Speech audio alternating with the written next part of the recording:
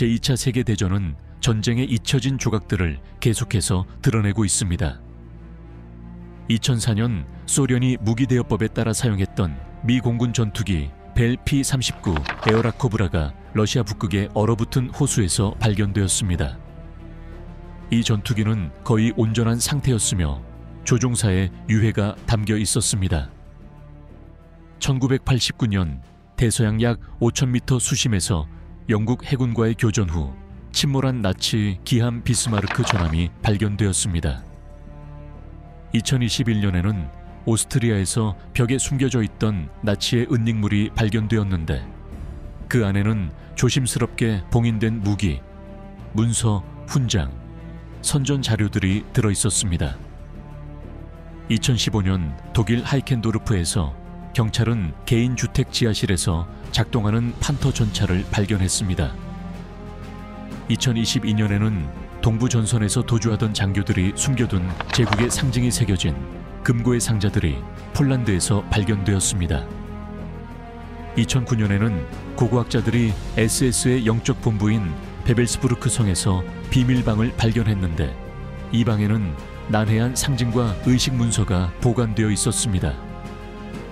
나치의 패배 후 수십 년 만에 발견된 나치의 과거를 보여주는 실제 유물들이었습니다.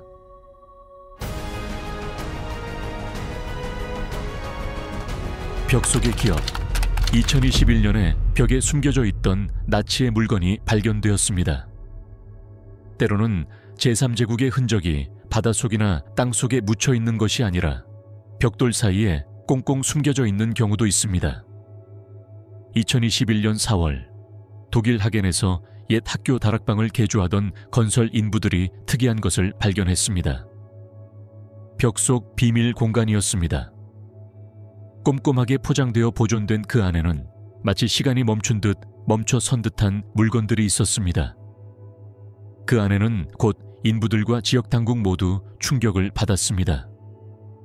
온전한 나치 은닉처였던 것입니다. 발견된 물품 중에는 나치 문양이 새겨진 깃발, 완장, 아돌프 히틀러 사진, 히틀러 유겐트 문서, 그리고 정권 선전물 사본 등이 있었습니다. 어떤 물건들은 너무나 잘 보존되어 마치 시간이 흐르지 않은 듯 강렬한 색깔을 유지하고 있었습니다. 가장 당혹스러운 점은 은닉 장소의 정리였습니다. 모든 것이 극도로 조심스럽게 정리되어 있었는데 이는 아마도 전쟁 말기, 제국의 패배가 불가피했던 시기에 의도적으로 은폐하려 했음을 시사합니다. 은닉물이 발견된 학교는 국가사회주의 정권과 관련된 역사를 가지고 있었습니다. 전쟁 중에는 청소년 센터이자 히틀러 유겐트의 모임 장소로 사용되었습니다. 지역 당국은 학교 교직원이나 심지어 당 간부가 이미 위험하다고 여겨지는 자료를 보존하기 위해 이 물건들을 숨겼을 가능성이 있다고 보고 있습니다. 이 발견물은 분석 및 후속 보존을 위해 하겐 시립박물관에 인계되었습니다. 독일 역사가들은 내용물 자체가 독특한 것은 아니지만 75년 넘게 공공건물 내부에 숨겨져 있던 이처럼 방대한 양의 은닉처가 발견되었다는 것은 독일 젊은이들의 일상적인 광신주의와 나치 세뇌 구조를 직접적으로 보여주는 단적인 예라고 지적했습니다. 이 발견은 독일에서 여전히 민감한 논쟁을 불러일으켰습니다. 나치 선전 물품을 어떻게 처리해야 할까요? 이러한 물품의 개인 소유는 엄격하게 규제되지만 박물관은 교육적 목적으로 이를 보존할 책임이 있습니다. 하겐 은닉처는 나치 교육학에 초점을 맞춘 순회 전시의 일부가 되었으며 나치 정권이 일상생활에 얼마나 깊이 침투했는지 그리고 어떻게 새로운 세대를 자신의 이념으로 교육하려 했는지를 보여주는 사례였습니다. 이 발견은 역사적 가치 외에도 과거의 흔적이 여러 세대에 걸쳐 때로는 표면 아래 단 몇 센티미터 깊이에 숨겨져 있을 수 있다는 사실을 일깨워줍니다. 그리고 때로는 벽에 망치로 한번 내리치는 것만으로도 불길한 역사의 잔영이 드러날 수 있다는 사실도 상기시켜줍니다. 그리고 마지막 거인, 완벽한 상태로 발견된 팬서 전차. 2015년 7월 2일 독일 북부의 조용한 마을 하이켄도르프에서 경찰이 단속 작전을 벌였는데, 이 작전은 순식간에 전 세계 언론의 헤드라인을 장식했습니다. 도난당한 예술품을 되찾기 위한 일상적인 작전처럼 보였던 이 작전은 결국 훨씬 더 예상치 못한 사실을 드러냈습니다. 한 개인 저택 지하에 숨겨져 있던 진짜 판터 전차는 완벽하게 복원되어 작동 가능한 상태였습니다. 모형도 퇴역한 박물관 소장품도 아닌 제2차 세계대전 당시 가장 두려웠던 전투 차량 중 하나였으며, 한 개인 수집가가 세심하게 보존하고 있었습니다. 판터, 공식적으로는 판처캄프바겐, VW 판서캄프와겐 앞배로 알려진 이 전차는 독일 군사공학의 보석 중 하나였습니다. 소련 T-34에 대한 대응으로 설계된 이 전차는 화력, 장갑, 기동성을 탁월하게 결합했습니다. 비교적 늦게인 1943년에 실전에 투입되었지만 그 영향은 즉각적이었습니다. 75mm 포화 크기에 비해 놀라운 속도를 갖춘 이 전차는 많은 전문가들에 의해 전쟁 당시 최고의 전차 중 하나로 평가받았습니다. 하이켄도르프에서 발견된 전차는 흠잡을 데 없는 상태였습니다. 당시 신원이 공개되지 않은 78세의 남성이었던 이 전차의 소유자는 수십 년 전 국제적인 네트워크를 통해 이 전차를 입수하여 개인 작업장으로 개조된 넓은 지하실에 보관해 왔습니다. 경찰은 전차 외에도 대공포탑, 나치시대 소총 여러 자루, 아돌프 히틀러의 청동상, 그리고 기타 군사 유물들을 발견하여 이 수집품의 목적과 이념에 대한 의문을 제기했습니다. 독일 당국은 법적 딜레마에 직면했습니다. 독일에서는 전쟁 무기 소지가 법으로 금지되어 있지만 일부 역사적 유물은 비활성화하거나 박물관 목적으로 보관할 수 있습니다. 그러나 해당 전차는 작동 중이었기 때문에 어떤 상황에서도 불법이었습니다. 소유주는 해당 차량이 위험 요소가 아니며 역사적 목적의 소장품이라고 주장했기 때문에 법적 절차가 복잡했습니다. 결국 수개월간의 심의 끝에 해당 전차는 사립군사박물관에 인도되었고 소유주는 상당한 벌금을 물게 되었습니다. 이 사건은 전쟁 유물 보존, 역사적 수집과 나치 찬양 사이의 미묘한 경계, 그리고 민간 무기고에 대한 감독 문제에 대한 심도 있는 논쟁을 불러일으켰습니다. 이번 발견에서 우려스러운 것은 전차 자체뿐만 아니라 제3제국의 중요한 무기고 중 하나가 평범한 주택가 지하에 조용히 숨겨져 있었다는 사실이었습니다. 전쟁의 유령이 전장이 아니라 우리 도시의 성벽 안에도 존재한다는 것을 생생하게 일깨워주는 사건이었습니다. 그리고 채석장의 보물, 크라이데제에 가라앉은 나치 트럭에 대한 소문. 독일 북부 쿡스하펜 근처에는 크라이데제 호수가 있습니다. 과거 백악 차해석장이었던 이곳은 홍수로 인해 깊고 얼음처럼 맑은 물로 변했습니다. 뛰어난 가시성과 극적인 배경 덕분에 다이버들에게 인기 있는 이 호수는 수십 년 동안 탐험가, 모험가, 그리고 음모론자들을 사로잡아온 미스터리를 품고 있습니다. 바로 군사 장비를 실었다는 나치 트럭이 침몰했다는 소문, 혹은 그보다 더 귀중한 무언가가 실려 있다는 소문입니다. 지역 주민들의 이야기에 따르면 제3제국 말기 연합군이 도착하기 전에 군 수송대가 화물의 일부를 이 깊은 구덩이에 던져 숨기려 했다는 것입니다. 이 이론은 역사적 사실로도 뒷받침됩니다. 포위되어 탈출할 수 없게 된 많은 독일군 부대가 적의 손에 넘어가지 않도록 문서, 무기, 보급품을 파괴하거나 숨겼습니다. 깊고 고립되어 접근하기 어려웠던 당시 크라이데제 호수는 이상적인 은신처였을 것입니다. 수년간 이 소문은 구체적인 증거 없이 계속되었습니다. 그러나 1990년대에 지역 잠수부들이 약 50m 깊이의 토사층 아래에서 금속성 실루엣을 발견했다고 주장했습니다. 이는 독일 국방군 웨르마크트에서 흔히 사용하는 군용 차량, 아마도 오펠 블리츠 트럭일 가능성이 있다는 주장이 제기되었습니다. 이후 잠수 과정에서 변형된 금속 잔해가 발견되었고, 일부 기록에 따르면 부서진 금고의 일부 구조도 발견되면서 이 이야기는 더욱 흥미로워졌습니다. 이러한 관심에도 불구하고 지역 당국은 호수 바닥에 공식적인 탐사를 승인한 적이 없습니다. 오늘날 크라이데제는 자연보호구역이자 유명한 레크리에이션 센터로 수중 고고학 연구는 제한적입니다. 그럼에도 불구하고 개인 잠수부들은 계속해서 새로운 불확실한 목격담을 접하며 신화에 불을 지폈습니다. 일부 회의론자들은 이 유물이 채석장 시절의 산업 잔재일 뿐이라고 주장합니다. 하지만 다른 이들은 그 이상의 의미가 있다고 확신합니다. 바로 이 트럭이 나치 정권의 비밀, 어쩌면 유물, 금, 도난당한 예술품, 기밀 문서를 은폐하기 위한 필사적인 작전의 일부였을 것이라는 것입니다. 오늘날까지도 크라이데제 깊숙한 곳에 무엇이 있는지에 대한 결정적인 증거는 없습니다. 녹슨 파편과 모호한 증언, 그리고 해마다 짙어지는 신비로운 분위기만이 남아있을 뿐입니다. 시간 얼음과 불, 북극에서 벨피 39 에어 에이카보라가 발견된 놀라운 사건.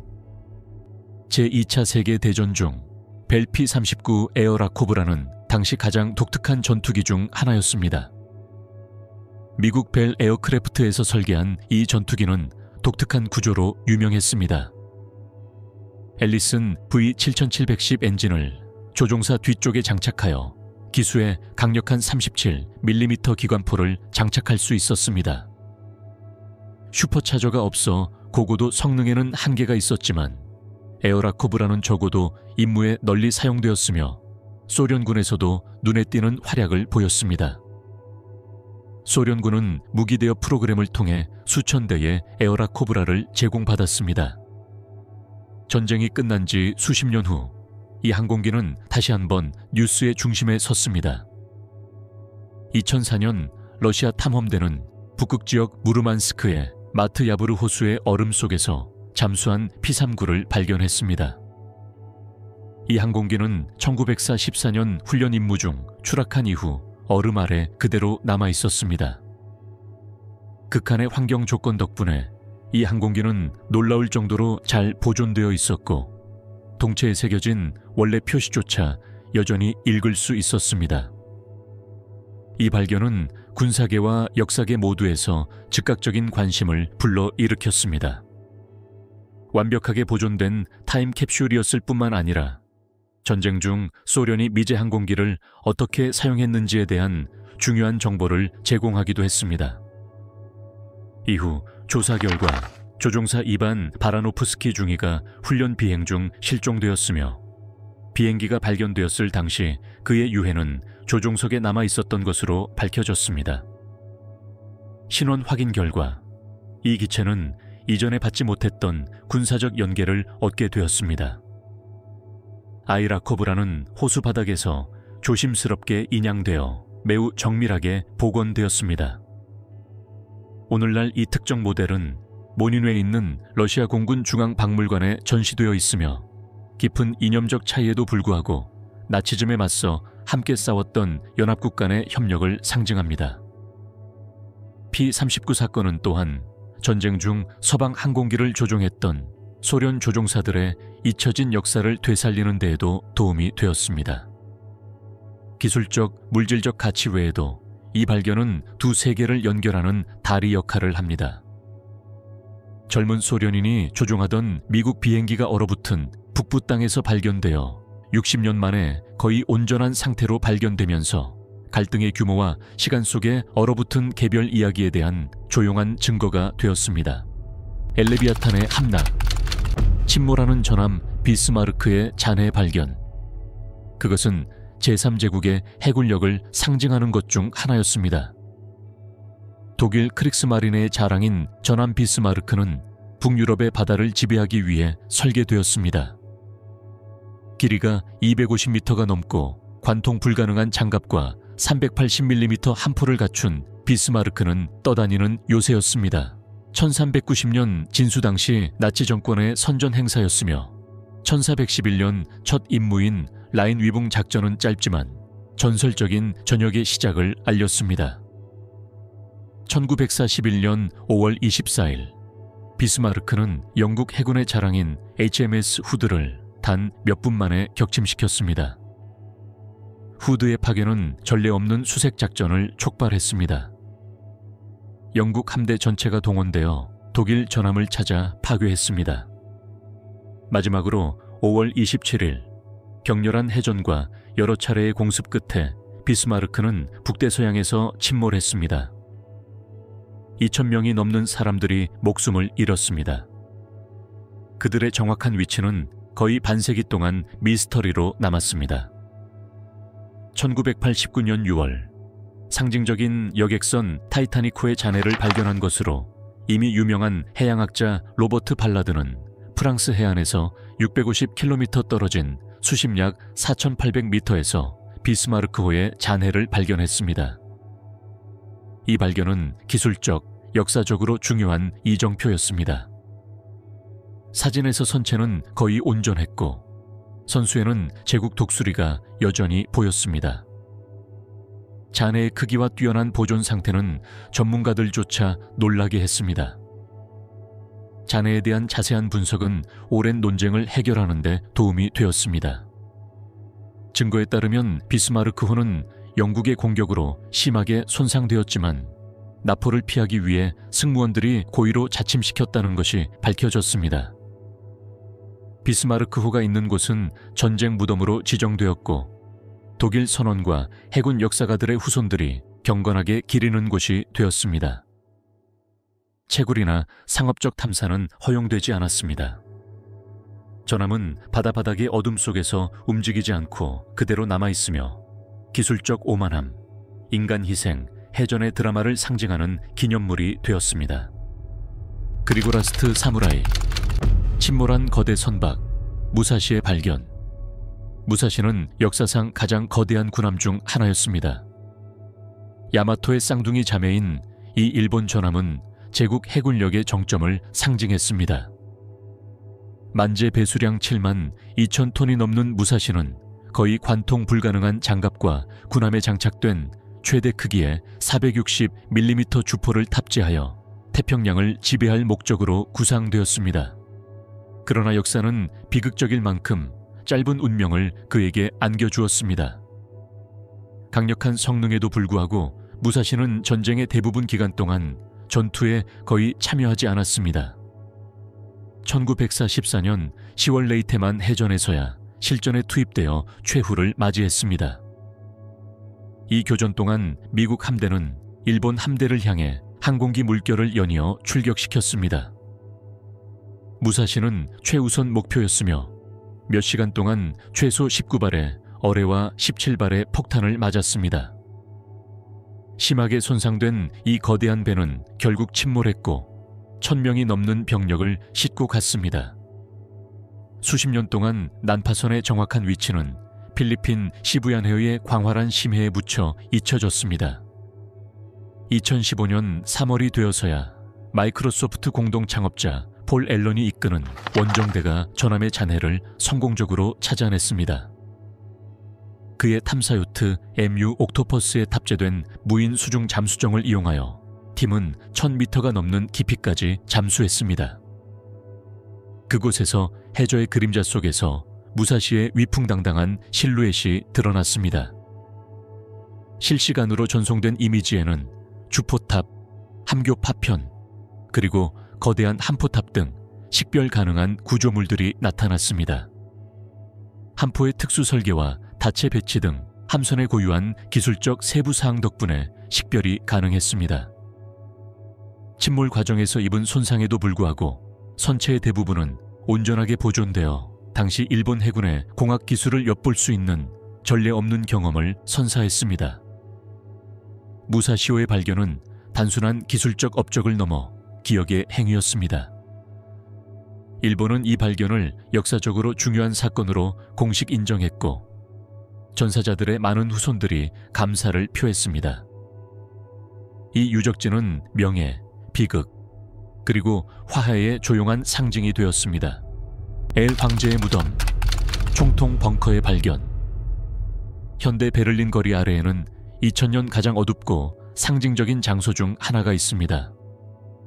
바로 아돌프 히틀러의 마지막 피난처였던 총통 벙커입니다.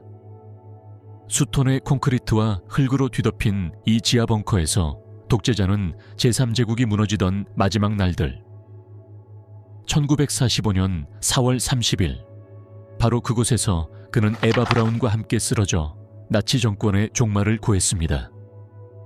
독일이 항복한 후 소련은 이곳을 장악하고 그 존재를 비밀에 붙였습니다. 수십 년 동안 이 벙커는 소문과 허위 정보, 그리고 침묵에 휩싸인 곳이었습니다. 동독의 공산주의 정권은 이 유적지에 대한 기념이나 고고학적 탐사를 금지했습니다. 진입로는 봉쇄되고 입구는 파괴되었으며 결국에는 모든 흔적을 지우기 위해 아파트 단지가 건설되었습니다. 총통 벙커의 정확한 위치는 수수께끼가 되었고 가짜 탈출 터널부터 히틀러의 탈출설까지 온갖 음모론을 낳았습니다.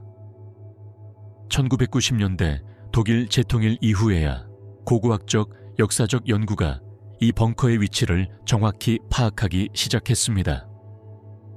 수십 년간의 추측 끝에 2006년 브란덴부르크 문 근처 인덴 미니스터게르텐 거리에 눈에 띄지 않는 회색 주차장에 은밀한 정보판이 설치되었습니다. 아스팔트 아래에는 콘크리트 벽, 봉쇄된 복도, 그리고 히틀러가 마지막 시간을 보냈던 방들이 남아 있습니다. 1914년대와 1910년대에 소련군에 의해 부분적으로 파괴되었지만 총통 벙커의 일부는 접근이 불가능하고 보호되는 상태로 남아 있습니다. 일반인의 접근은 허용되지 않으며 독일 정부는 극단주의자들의 예배 장소가 되는 것을 막기 위해 엄격한 조치를 취했습니다. 그럼에도 불구하고 이 유적지는 깊은 관광객과 학계의 관심을 불러일으켰습니다.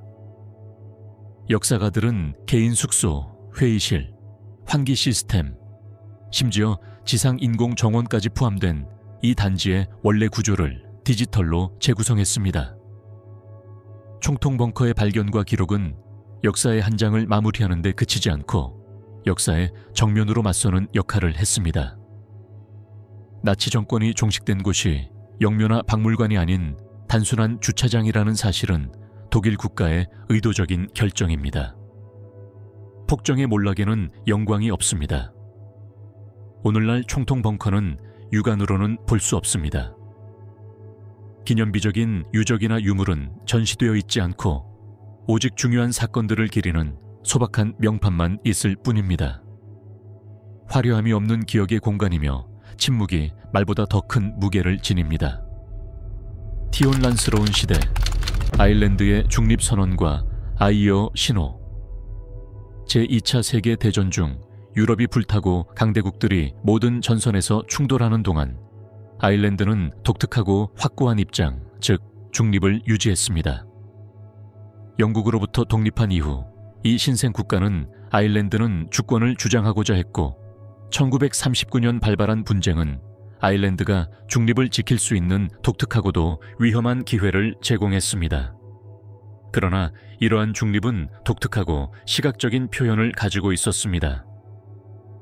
아일랜드의 절벽과 해안에 새겨진 거대한 돌 표지판에는 아일랜드 EER이라고 간단히 적혀 있었습니다.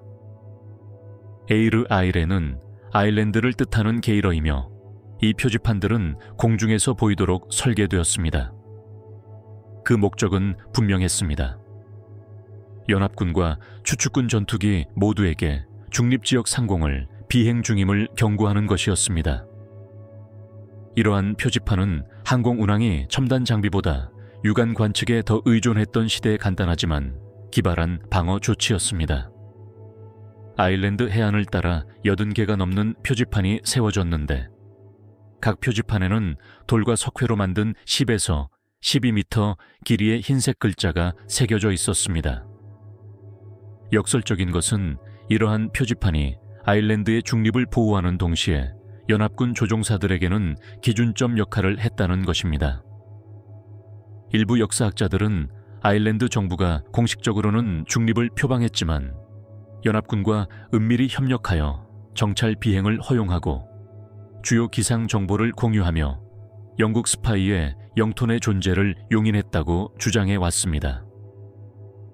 이 아이르 표시는 이러한 모호한 외교적 노력의 일환이며 직접적인 대립을 피하면서도 중립을 유지하려는 양측 모두에게 의미 있는 제스처로 여겨집니다. 이 표지판의 신비와 아름다움은 21세기까지 비교적 잊혀진 채 남아 있었습니다. 위성사진, 항공사진, 그리고 호기심 많은 등산객들 덕분에 일부 표지판이 재발견되기 시작했습니다. 많은 표지판이 초목에 뒤덮이거나 시간이 흐르면서 침식되었지만 놀라울 정도로 잘 보존된 표지판도 있습니다. 가장 유명한 표지판 중 하나는 위클로 주브레이 헤드에 있는 것으로 하늘과 절벽을 따라 이어지는 하이킹 코스에서 볼 수 있습니다. 오늘날 아일랜드 EII 표지판은 복잡한 정치 전략을 보여주는 조용한 기념물입니다. 이 표지판은 전쟁의 바람에 휩쓸리지 않으려 했지만 동시에 주변의 고통에 완전히 무관심했던 국가를 상징합니다. 아일랜드는 난민을 환영하고 추락한 조종사를 구호했으며 독립적인 정체성과 지정학적 압력 사이에서 위태로운 균형을 유지했습니다. 잔혹함과 파괴가 만연한 분쟁 속에서 아일랜드의 상징인 녹색 바탕에 흰색 글자는 또 다른 저항 방식을 상징합니다. 총을 쏘지도 침략하지도 않고 오직 높은 곳에서 자신의 존재를 주장하는 것입니다. 그리고 고래 무덤, 대서양에서 침몰한 유보트를 구출한 사건. 제2차 세계대전 중 바다는 고요하고 치명적인 전장이 되었습니다. 특히 대서양은 잔혹한 소모전을 겪었는데 유보트로 알려진 독일 잠수함들이 그들은 북미와 유럽 사이의 보급로를 차단하려는 임무를 띠고 심해에 숨어 있었습니다. 이른바 대서양 전투는 전쟁 내내 거의 지속되어 수만 명의 수병이 목숨을 잃은 해전이었습니다. 우보트는 예고 없이 공격할 수 있는 능력 때문에 두려움의 대상이 되었습니다. 우보트는 수면 아래로 잠입하여 연합군 호송대를 매복 공격하고 적의 대응이 시작되기도 전에 심해로 사라졌습니다.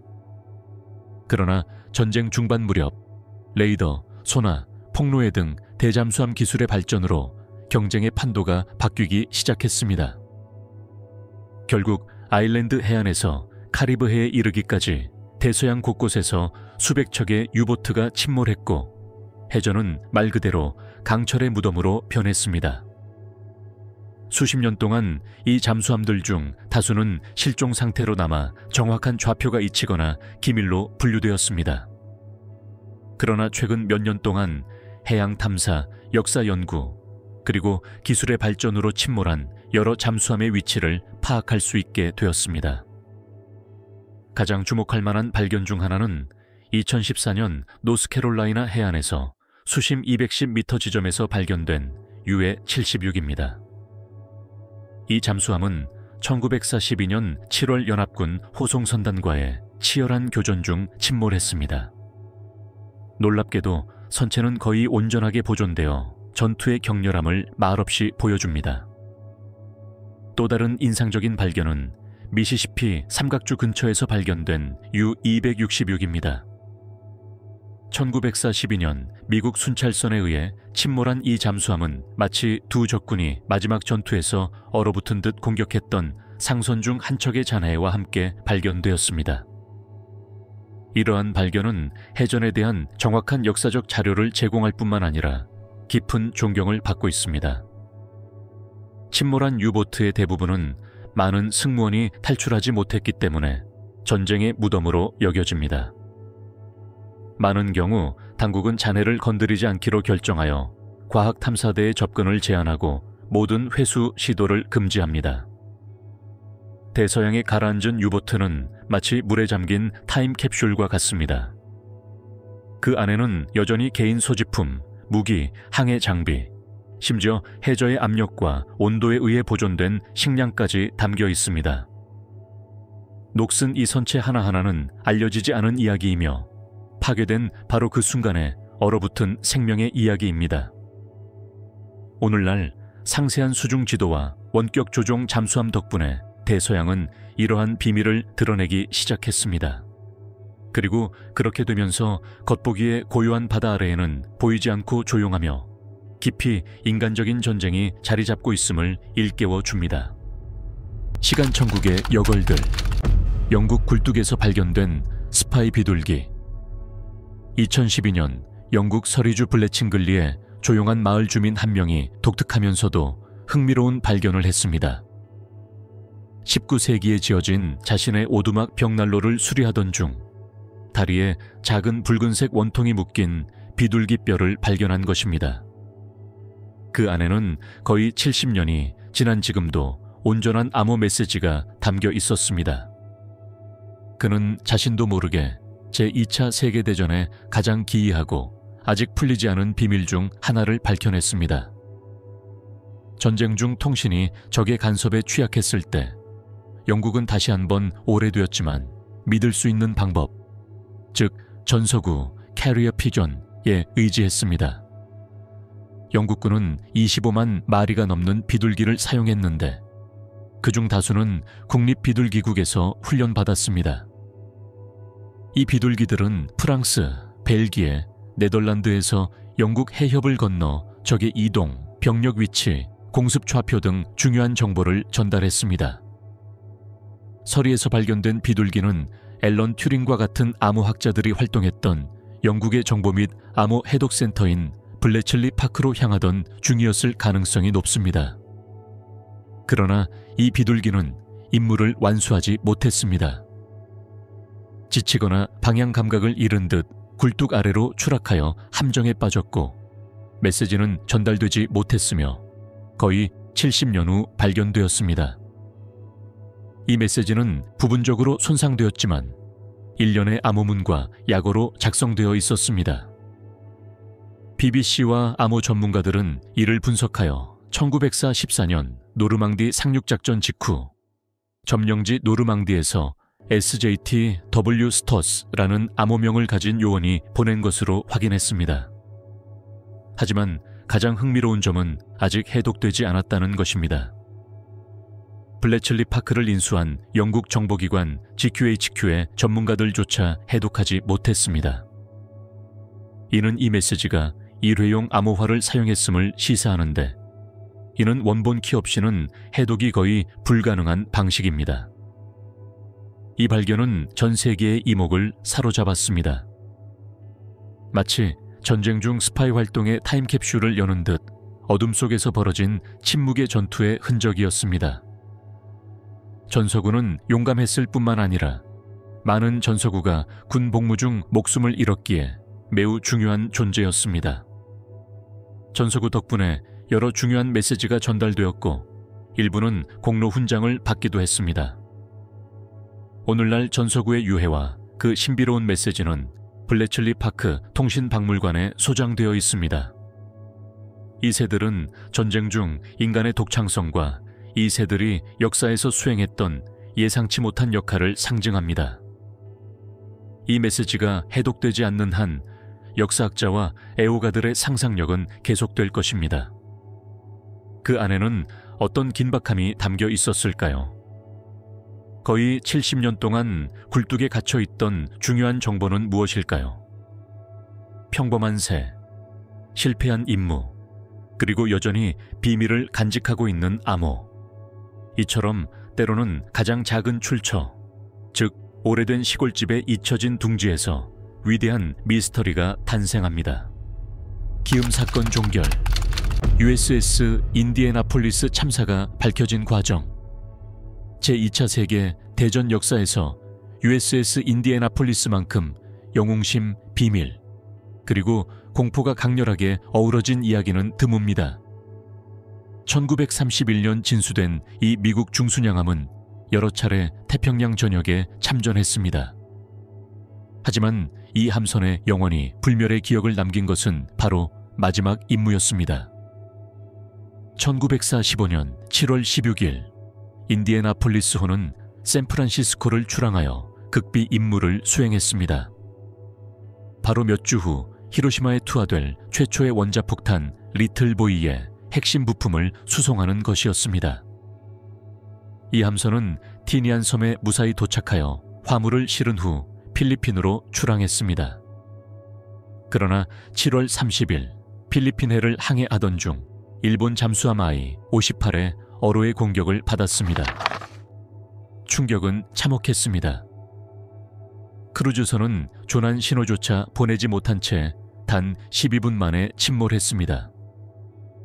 탑승객 1196명 중 약 300명이 즉사했습니다. 나머지 약 900명의 선원들은 구명보트도 없이 바다 한가운데 표류하며 뜨거운 태양, 갈증, 영양실조, 그리고 상어의 위협에 노출되었습니다. 생존자들은 나흘 밤낮으로 고군분투했지만 고위 사령부는 그들의 실종을 외면했습니다. 이는 미국 역사상 최악의 해상 참사 중 하나였습니다. 8월 2일 마침내 구조되었을 때 살아남은 사람은 단 316명 뿐이었습니다. 많은 사람들이 상어에게 잡아먹혔고 다른 사람들은 광기, 탈수 또는 부상으로 목숨을 잃었습니다. 이 비극의 규모는 전국적인 공분을 불러일으켰습니다. 어떻게 그렇게 중요한 배가 아무도 눈치채지 못한 채 실종될 수 있었을까요? 인디애나폴리스호의 함장 찰스 맥베이는 희생양이 되었습니다. 많은 사람들에게 영웅으로 추앙받았음에도 불구하고 그는 매우 불공정한 재판으로 군사재판에 회부되었습니다. 수십 년 후 생존자들이 주도한 캠페인 덕분에 2000년 미국 의회는 맥베이의 사후 무죄를 선고했습니다. 오랫동안 인디애나폴리스호의 잔해는 해저에서 길을 잃은 채 남아 있었습니다. 그러나 2017년 8월 마이크로소프트 공동 창립자 폴 앨런이 자금을 지원한 탐사대가 필리핀해 5,000m가 넘는 깊이에서 난파선을 찾아내는 데 성공했습니다. 수중 드론 영상에는 선체, 포탑, 그리고 여전히 식별 가능한 다른 구조물들이 담겨 있었습니다. 이는 많은 가족들에게 마음의 평화를 되찾는 순간이자 상징적인 정의의 행위였습니다. USS 인디애나폴리스호의 이야기는 단순히 군사적 비극의 이야기가 아닙니다. 핵비밀, 관료주의에 버려진 사람들, 전쟁의 파괴적인 힘, 그리고 명예를 되찾기 위한 투쟁의 이야기이기도 합니다. 오늘날 그 사건은 갈등의 가장 가슴 아픈 사건 중 하나로 기억되고 있으며 침묵의 덱에 대한 살아있는 경고로 남아 있습니다. 그리고 날개 없는 천사, 미시간 호수에서 구조된 더글러스 돈틀리스 SBD-5. 제2차 세계 대전의 잔해가 모두 멀리 떨어진 전장이나 심해에 있는 것은 아닙니다. 일부는 마치 전쟁의 흔적이 없는 듯 고요한 호수 아래 수십 년 동안 숨겨져 있었습니다. 미시간호에서 인양된 더글러스 SBD-5 돈틀리스가 바로 그런 경우입니다. 이 잠수정은 미국 해군 항공의 찬란했던 과거를 수면 위로 끌어올린 타임캡슐과 같습니다. 전쟁 중 미 해군은 적의 위협으로부터 멀리 떨어진 미시간호를 해군 조종사 훈련장으로 활용했습니다. 특히 미시간회에서만 작전을 수행하도록 개조된 두 척의 훈련용 항공모함 USS 울버린과 USS 세이블은 이착륙 훈련 플랫폼으로 활용되었습니다. 중요한 작전이었지만 사고도 끊이지 않았습니다. 기계 고장이나 인적 오류로 300대가 넘는 항공기가 호수 깊은 곳에 가라앉았습니다. 그중 하나가 미드웨이 해전에서 여러 대의 일본 항공모함을 격침시킨 것으로 유명한 급강하 폭격기 더글러스 SBD-5 돈틀리스였습니다.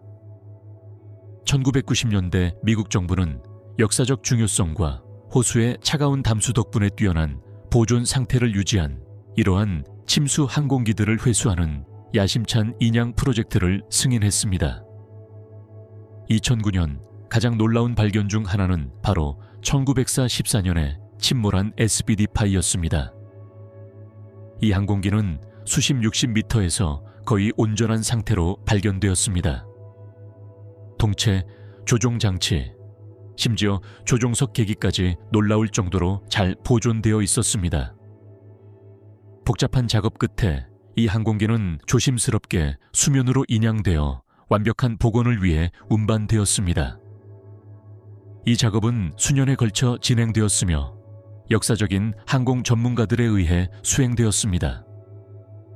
마침내 복원된 항공기는 플로리다주 펜서콜라에 있는 국립해군 항공박물관으로 옮겨져 항공모함과 해군 훈련의 역사를 소개하는 전시관의 일부로 전시되고 있습니다. 파괴되거나 폐기된 많은 전투기와는 달리 이 돈틀리스는 전쟁 중 급강하 폭격기를 조종하는 것이 어떤 것인지를 거의 생생하게 보여줍니다. 돈틀리스의 구출은 병참상의 승리였을 뿐만 아니라 상징적인 승리이기도 했습니다. 이는 전선에서 멀리 떨어진 곳에서 훈련을 받고 그들의 묵묵한 노력이 승리에 필수적이었던 조종사들의 숨겨진 이야기를 되살리는 길이기도 합니다. 그들 중 많은 이들은 전투를 경험한 적이 없지만 그들의 훈련 덕분에 다른 사람들은 가장 필요할 때 승리할 수 있었습니다. 오늘날 미시간회에서 인양된 SBD-5는 모든 전장이 지도에 표시된 것은 아니라는 사실을 우리에게 일깨워 줍니다. 어떤 전장은 고요한 물속에 잠겨 있으며 누군가가 집단 기억 속 본래의 자리에 복원해 주기를 기다리고 있습니다. 피 아니면 소수의 지폐. 베르나르트 작전의 위조 화폐는 어디에 있나요? 제2차 세계대전 중 제3제국은 총, 전차, 폭탄으로 전쟁을 벌였을 뿐만 아니라 비정규적인 수단을 통해 적의 안정을 위협하려 했습니다. 가장 대담하고 비밀스러운 계획 중 하나는 베르나르트 작전이었습니다. 이 작전은 영국의 위조 지폐를 대량으로 유통시키고 경제를 파괴하고 파운드화에 대한 신뢰를 약화시키려는 대규모 위조 작전이었습니다. 이 계획은 야심차면서도 사악한 성격을 지녔으며 그 흔적은 수십 년 후 오스트리아 호수의 진흙 속에서 드러났습니다. 이 작전은 1942년 하인리히 힘러의 직접 명령으로 시작되었습니다. 이 작전의 목표는 영국 지폐, 특히 5, 10, 20, 50파운드 지폐의 완벽한 복제품을 제작하는 것이었습니다. 이를 위해 나치는 인쇄, 조판, 판화 전문가뿐 아니라 작세나우젠 강제 수용소 수감자도 모집했습니다. 전쟁 전 인쇄업자와 은행가로 일했던 이들은 대부분 유대인이었고 협력하면 생존 확률이 더 높다는 약속을 받았습니다. 그들은 고립된 불안정한 환경에서 일했으며 사소한 실수라도 목숨을 잃을 수 있다는 것을 알고 있었습니다. 그 결과는 놀라웠습니다. 위조 지폐는 은행 전문가조차 진품과 구별할 수 없을 정도로 품질이 뛰어났습니다. 추산에 따르면 이 작전으로 1억 3천만 파운드 이상의 위조 지폐가 생산되었는데 이는 오늘날 수십억 파운드에 해당하는 금액으로 역사상 가장 큰 규모의 위조 지폐 제조 작전이었습니다. 이 자금 중 일부는 나치 정보기관의 비밀 작전 자금 조달, 정보 구매, 스파이 네트워크 유지에 사용되었습니다. 하지만 수백만 파운드를 영국에 공수하여 인플레이션과 혼란을 조장하려는 계획은 결코 실현되지 못했습니다. 1945년 제3제국이 후퇴하면서 문서, 인쇄판, 위조 지폐는 오스트리아 알프스로 옮겨졌습니다. 연합군의 징역이 임박하자 나치는 이 물질 중 일부를 울창한 숲으로 둘러싸인 깊고 어두운 호수인 토플리츠 호수 바닥에 버렸습니다. 수십 년 후 탐험가, 보물 사냥꾼, 그리고 역사가들이 호수 바닥을 조사하기 시작했습니다. 1950년대부터 여러 탐험대가 엄청난 양의 위조 지폐를 발견했는데 그중 다수는 아직 읽을 수 있었고 금속 용기에 쌓여 있거나 물에 잠긴 나뭇가지 사이에 끼어 있었습니다. 인쇄판, 문서, 그리고 위조 장비도 발견되었습니다. 널리 알려진 신화는 나치의 금괴가 가라앉았다는 것이었지만 사실은 훨씬 더 왜곡된 이야기였습니다. 잉크, 종이, 그리고 속임수로 이루어진 비밀 전쟁이었습니다.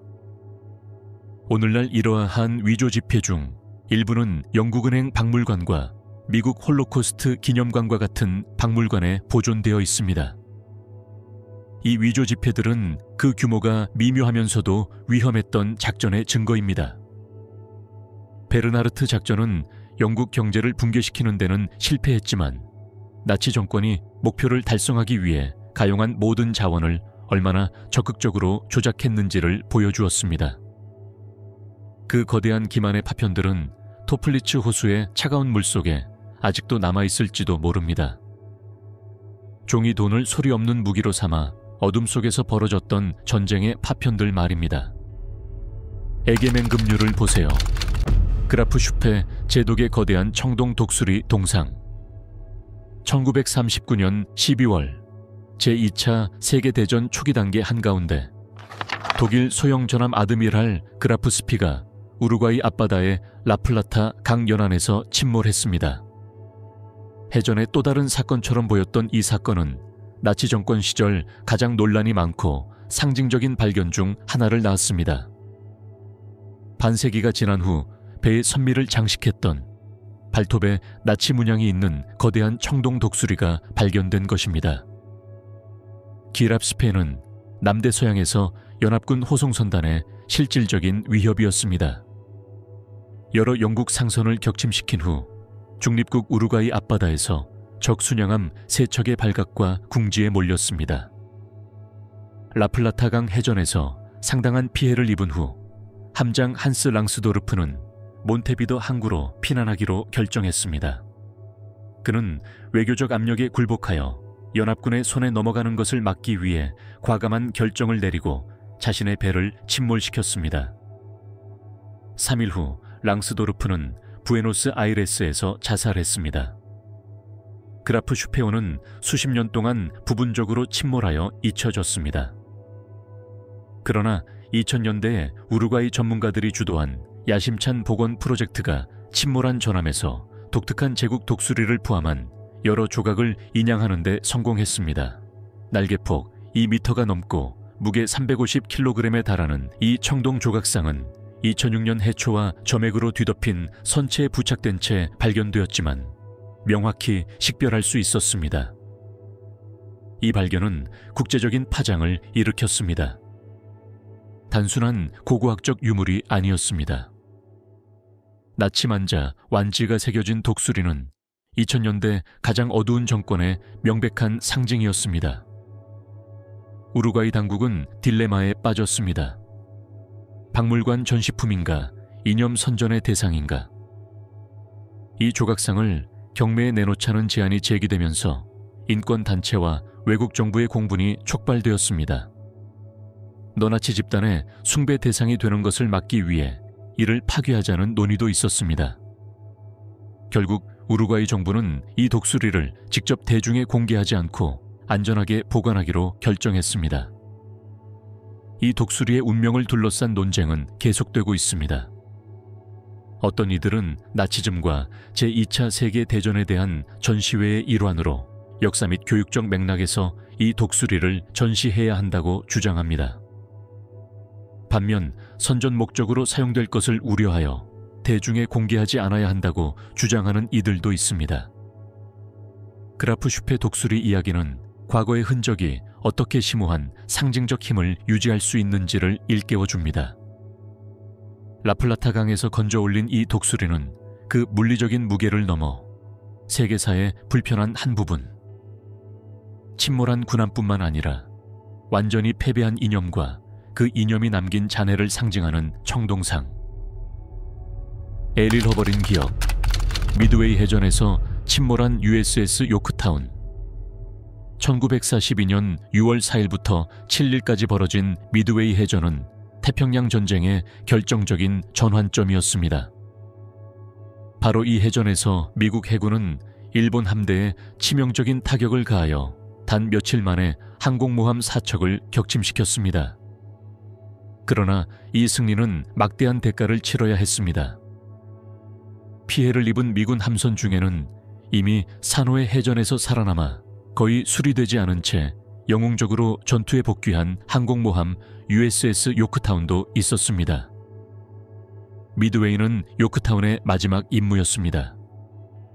일본 항공기가 발사한 어뢰의 공격을 받았습니다. 심하게 손상되어 기울기 시작했고 승무원들이 구조하려 했지만 적 잠수함의 공격으로 최후를 맞이했습니다. 6월 7일 마침내 140명 이상의 병사를 태우고 깊은 바닷속으로 가라앉았습니다. 수십 년 동안 요크타운의 정확한 행방은 알려지지 않았고 태평양의 어두운 바닷물에 잠겼습니다.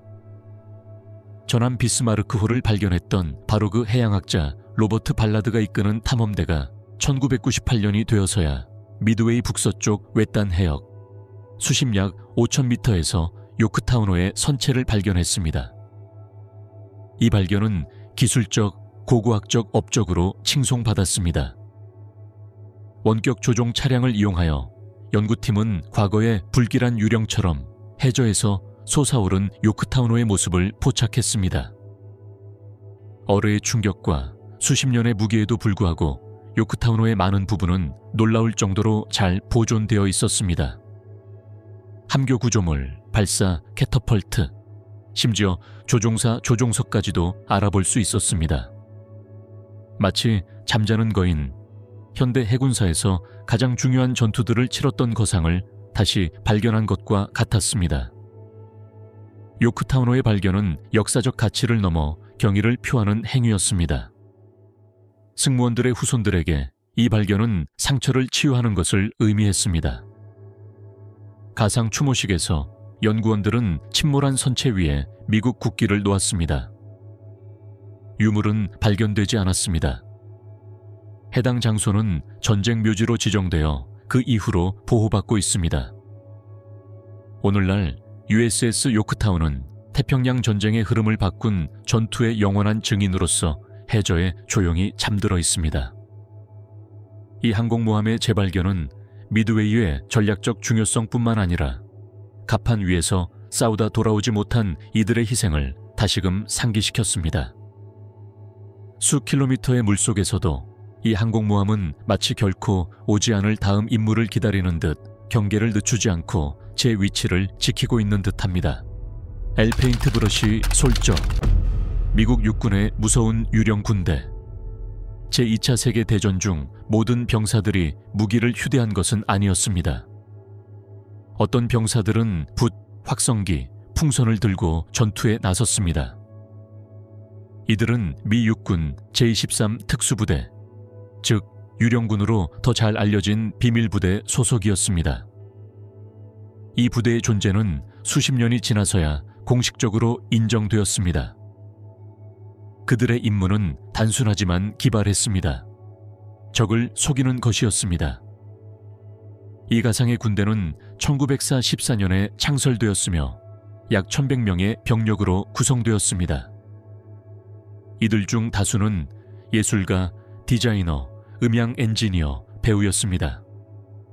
이들은 시각, 음향, 연극 효과를 조합하여 미 육군 사단 전체의 존재를 시뮬레이션했습니다. 팽창식 탱크, 프로펠러 대포, 녹음된 엔진 소음, 그리고 가짜 무선 통신을 사용하여 독일군에게 자신들이 진짜 위협에 직면해 있다고 확신시키는 데 성공했습니다. 유령 군대는 주로 프랑스, 벨기에, 독일에서 활동했으며 1945년 라인강 도하를 용이하게 한 우회 작전을 포함하여 20건 이상의 기만 작전에 중요한 역할을 했습니다. 이들은 무기를 발사한 적은 없지만 적군을 혼란에 빠뜨리고 방향을 전환시켜 수천 명의 목숨을 구한 것으로 추정됩니다. 수십 년 동안 이들의 존재는 기밀로 남아 있었습니다. 1990년대에 이르러서야 기밀 해제된 문서들이 이 보이지 않는 부대에 대한 실체를 밝히기 시작했습니다. 그때부터 역사가 참전용사, 그리고 그 가족들은 전쟁 속에서 독창성, 위험, 그리고 창의성으로 가득 찬 매혹적인 이야기를 조각해 내기 시작했습니다. 2013년 옛 육군 병참창에서 스케치, 변형된 제복, 그리고 군사장비의 상세 설계도가 발견되면서 유령 군대 고스트 아미가 이뤄낸 업적의 규모가 확인되었습니다. 이 문서에는 수여되지 않은 훈장 수여 제안도 포함되어 있었습니다.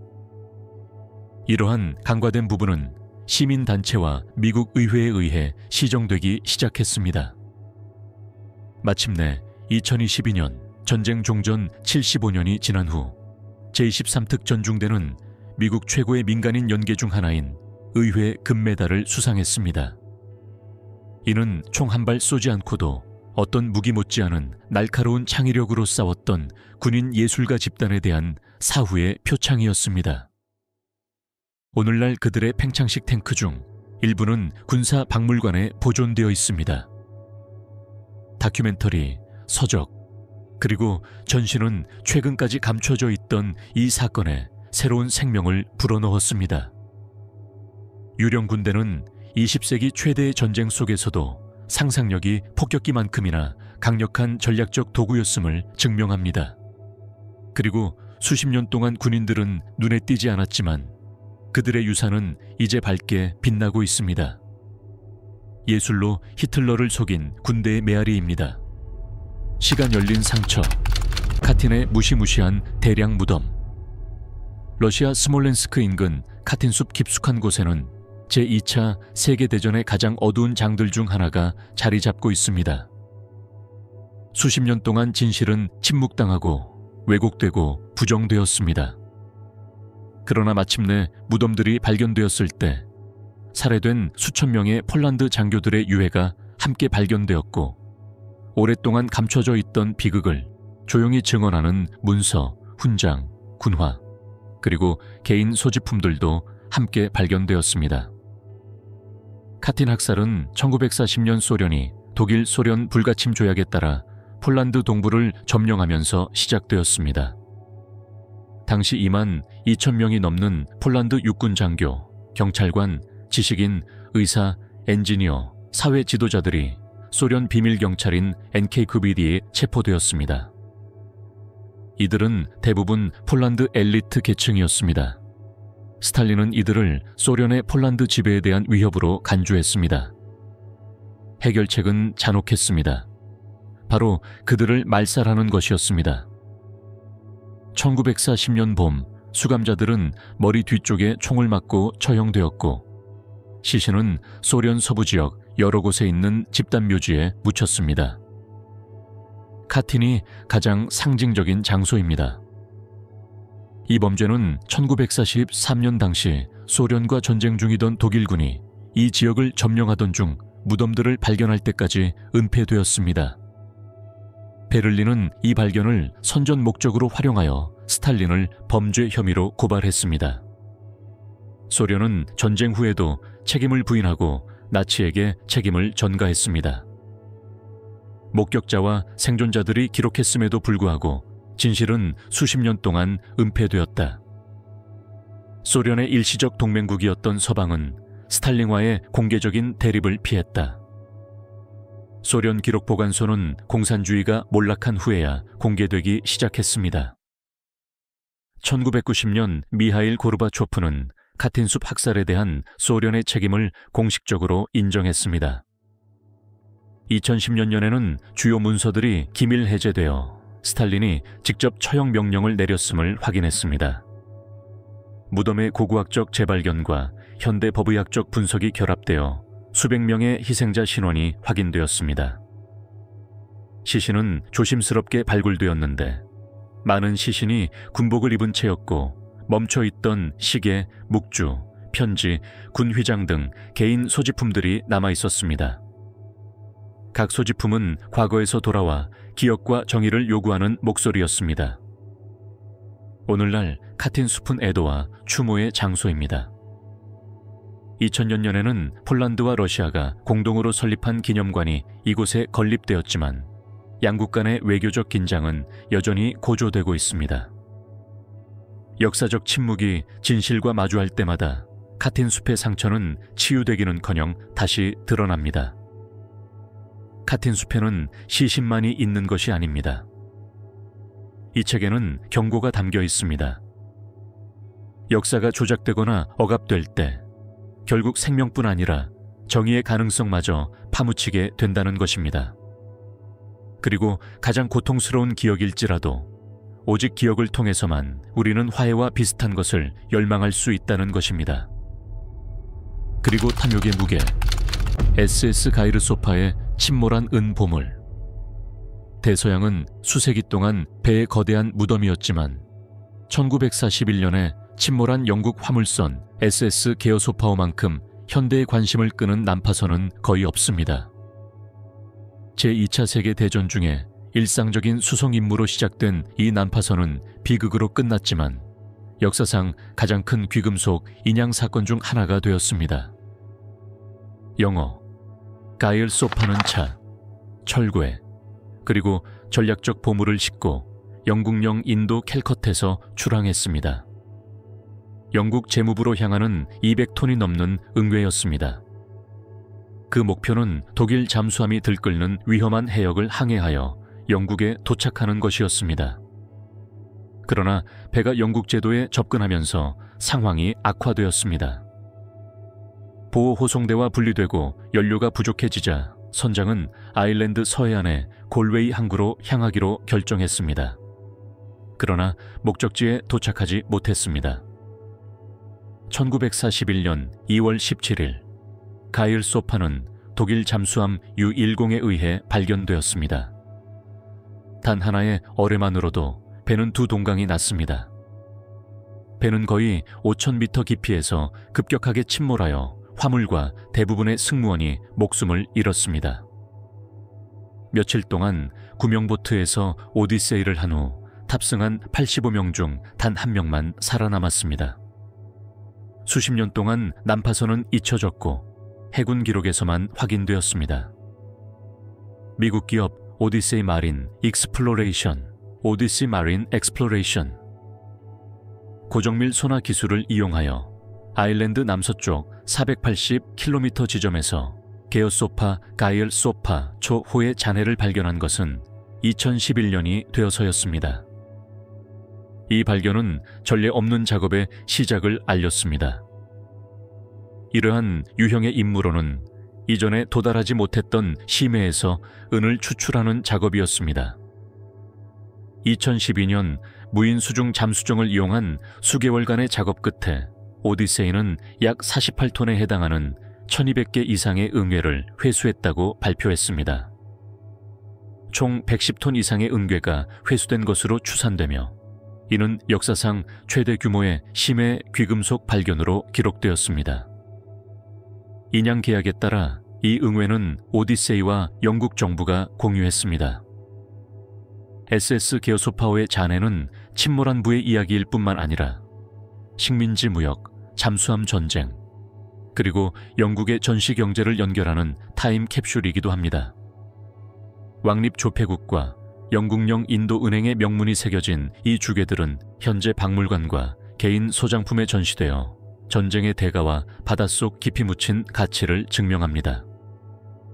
70년이 넘는 세월 동안 심해에는 엄청난 양의 은이 세상에 잊혀진 채 묻혀 있었습니다. 하지만 현대 기술과 소수의 탐험가들의 끈기 있는 노력으로 은은 다시 빛을 보게 되었고 심해에도 여전히 남아있는 전쟁의 잔향 또한 함께했습니다. 그리고 단어의 가치, 북쪽의 예루살렘, 빌뉴스의 유대인 보물. 제2차 세계 대전 이전, 오늘날 리투아니아의 수도인 빌니우스는 북방의 예루살렘으로 불렸습니다. 동유럽에서 가장 번성한 유대인 공동체 중 하나가 자리 잡은 이곳에는 수세기 동안 이어져 온 유대교 회당, 도서관, 출판사, 성서 사본, 그리고 활기 넘치는 지적 활동이 있었습니다. 이 모든 것이 나치즘에 의해 파괴되었습니다. 그러나 수십 년 후 홀로코스트의 그늘에 가려져 있던 이 공동체에 묻힌 과거가 땅속 깊은 곳에서 다시 모습을 드러냈습니다. 1941년 나치군이 빌라를 점령했을 때 유대인들을 체계적으로 말살하고 그들의 소유물을 샅샅이 약탈하기 시작했습니다.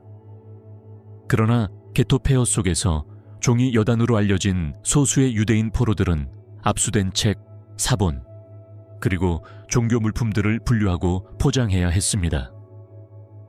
이 보물들의 대부분은 제국을 위한 문화적 약탈품으로 프랑크푸르트에 있는 유대인 문제연구소로 보내졌습니다. 그러나 여단원들은 목숨을 걸고 이 유산의 상당 부분을 은폐하는 데 성공했습니다. 주로 학자, 사서, 시인이었던 이들은 밤동안 책과 문서를 금속 상자에 묶거나 벽 사이나 터널, 그리고 버려진 건물, 바닥 아래에 숨겼습니다. 그들은 동족을 구할 수 없다는 것을 알았지만 그들의 영혼을 구하기 위해 노력했습니다. 전쟁이 끝날 무렵 그들 대부분은 살해당하거나 이민을 떠났습니다. 이 은닉처들은 1980년대 초 단서들이 드러나기 전까지 잊혀진 채 남아 있었습니다. 하지만 2017년이 되어서야 국제 고고학자 및 역사학자 팀이 지하 탐사 레이더 기술을 이용하여 빌니우스 도서관 지하에 고대 은닉처를 발견하고 발굴했습니다. 온갖 역경에도 불구하고 보존된 이곳에는 170권이 넘는 희귀도서, 종교 사본, 공동체 문서, 그리고 히브리어, 이디시어, 리투아니아어로 쓰인 문서들이 있었습니다. 이 유물들은 대부분 유명한 스트라순 도서관과 같은 전쟁 전 유대인 기관의 소유였습니다. 이 발견은 희귀성뿐만 아니라 그 상징성으로도 가치가 있었습니다. 나치즘이 지으려 했던 공동체의 말, 사상, 그리고 기도가 담겨 있었기 때문입니다. 회수된 유물들은 복원되었고 일부는 뉴욕에 있는 유대인 연구소 YIVO Institute for Jewish Research로 보내져 오늘날 홀로코스트에서 구출된 다른 문서들과 함께 보존되고 있습니다. 일부는 리투아니아에 남아 박물관과 기념관에 전시되어 있습니다. 빌니우스 보물은 금이나 보석으로 만들어진 것이 아니라 종이와 잉크, 그리고 단어로 만들어졌습니다. 그것은 불과 파괴, 그리고 세월 속에서도 살아남은 유산입니다. 세상이 기억하고 싶다면 이름 이상의 것이 필요하다는 것을 알았던 사람들이 구해낸 유산입니다. 바로 단어가 필요하다는 것을. 티비밀 지하 벙커, 처칠의 인상적인 비밀 벙커 네트워크.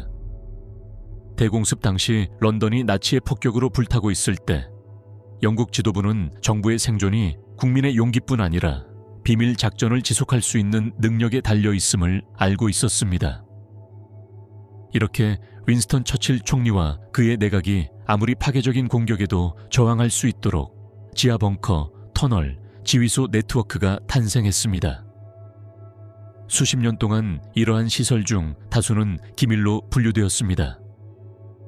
지하실, 일반 건물, 잠긴 문으로 위장하여 국가 기밀로 분류된 것입니다.